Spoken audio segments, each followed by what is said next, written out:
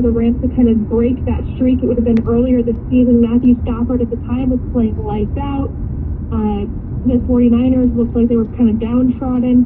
So even going into this matchup on Sunday, it's really hard to know how these two teams are going to match up. I mean, Kyle Shanahan kind of put a little blueprint out there, how to get the ball to the middle of the Rams defense. We saw the Packers copy it the following week. So it's a really intriguing matchup. What you do have to look at, though, is the Rams are a very healthy team right now. Compared to the 49ers, they're dealing with some COVID issues and some injuries, so maybe that gives the Rams the edge. Yeah, I mean, what I remember from that 49ers game is that they ran for like 965 yards. It's like you knew they were going to run, and the Rams couldn't do anything to stop them. Yeah, they just drained the clock on the Rams. It was like death by 1,000 paper cuts watching it happen. Hey, wash your face. Since then, the Rams really have turned it around when it comes to physicality. It was really that stretch when they were going to get labeled as kind of a soft team, for lack of better words. And since then, we've seen them establish Sony Michel. We've seen them kind of take some longer, more methodical drives. And we know they can score quickly. We know Matthew Stafford can hit somebody for the 75-yard touchdown pass and it be over in a second.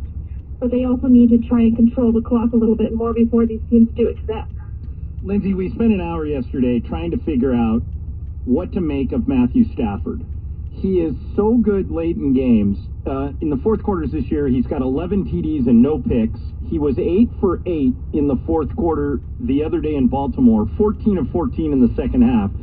And then he's got these pick sixes that you can't explain, and the interceptions like the deep pass he threw to Beckham into triple coverage.